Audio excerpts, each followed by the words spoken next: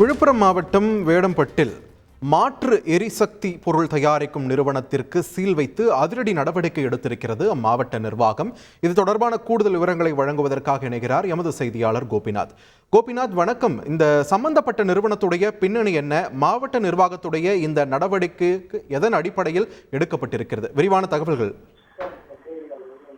விழுப்புரம் மாவட்டம் விக்கிரவாண்டி பக்கத்தில் இருக்கக்கூடியது வேடம்பட்டு கிராமம். இந்த கிராமத்துல ஒரு 6 ஆண்டு காலமாக ஒரு தொழிற்சாலை இயங்கி வருது. இந்த தொழிற்சாலை பாத்தீங்கன்னா காட்டன் வேஸ்ட், காலாவதியான மருந்து பொருட்கள், பயன்படுத்தப்படாத பிளாஸ்டிக் பொருட்கள், பழைய பேப்பர்கள், பழைய அட்டை, இது போன்ற மூலப்பொருட்களை வைத்து இங்க இந்த ஒரு அரவை எந்திரம் சொல்றாங்க, இதுல பவுடர் ஆக்கி இது பவுடர் வடிவில மாற்று எரிசக்தியாக, அதாவது நிலக்கரிக்கு பதிலாக இதை எரிசக்தியாக பயன்படுத்துறதுக்காக சிமெண்ட் தொழிற்சாலைகளுக்கு அனுப்பக்கூடிய ஒரு தொழிலை இங்க செஞ்சிட்டு இருக்காங்க.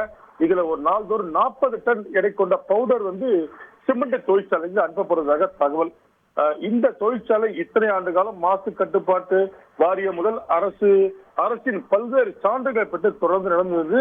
இதனை சுற்றி இருக்கக்கூடிய கிராம மக்கள் தொடர்ந்து ஒரு குற்றச்சாட்டு வைக்கிறாங்க. இந்த ஃபேக்டரியில இருந்து வரக்கூடிய துர்நாற்றம் மிகப்பெரிய பாதிப்பை தங்களுக்கு ஏற்படுதுன்னு சொல்லி நீண்ட நாட்களாக ஒரு குற்றச்சாட்டு எழுப்பி வந்தாங்க. இந்நிலையில நேற்று முன்தினம் நடைபெற்ற பாராளுமன்ற தேர்தலை புறக்கணித்து, அதாவது அவங்க சொல்லக்கூடிய குற்றச்சாட்டு, இந்த துர்நாற்றம் தங்களுக்கு மிகப்பெரிய பாதிப்பை ஏற்படுத்துது, நோயை ஏற்படுத்துது குற்றம் சாட்டி நாடாளுமன்ற தேர்தலையும் புறக்கணிச்சாங்க. உடனடியா மாவட்ட ஆட்சியர் பழனி உத்தரவு அடிப்படையில் தற்போது விழுப்புரம் வட்டாட்சியர், விழுப்புரம் கூடுதல் உதவி காவல்துறை கண்காணிப்பாளர் சுரேஷ் தலைமையில அதிகாரிகள் தொழிற்சாலை ஆய்வு மேற்கொண்டாங்க. இதுல பாத்தீங்கன்னா ஏராளமான கழிவுப் பொருட்கள் உள்ள இருந்துச்சு. இருப்பினும் அந்த உரிமையாளரும் தகுந்த விளக்கம் கொடுக்கிறாரு. ஆனால் பொதுமக்களின் குற்றச்சாட்டை ஏற்றுக்கொண்டு தற்போது தற்காலிகமாக இந்த தொழிற்சாலைக்கு சீல் வச்சிருக்காங்க.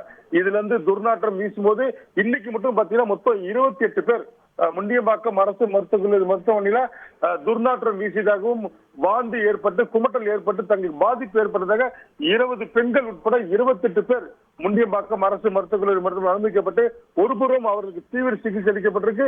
இதன் அடிப்படையில் பொதுமக்களுக்கு பாதிப்பு ஏற்படுத்துவது இந்த தொழிற்சாலையிலிருந்து வெளியேறக்கூடிய நச்சுக்காற்று, அதாவது துர்நாற்றம், இது போன்ற குற்றச்சாட்டுகளை முன்வைத்து தற்காலிகமாக அடுத்த கட்ட ஆய்வுக்கு உட்படுத்தி தற்போது தற்காலிகமாக இந்த தொழிற்சாலைக்கு சீல் வைக்கப்பட்ட தகவல் தான் தற்போது தகவலை பார்த்துட்டு இருக்கோம்.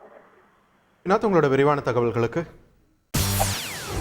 செய்திகளை உடனுக்குடன் தெரிந்து கொள்ள உடனே சப்ஸ்கிரைப் பண்ணுங்க.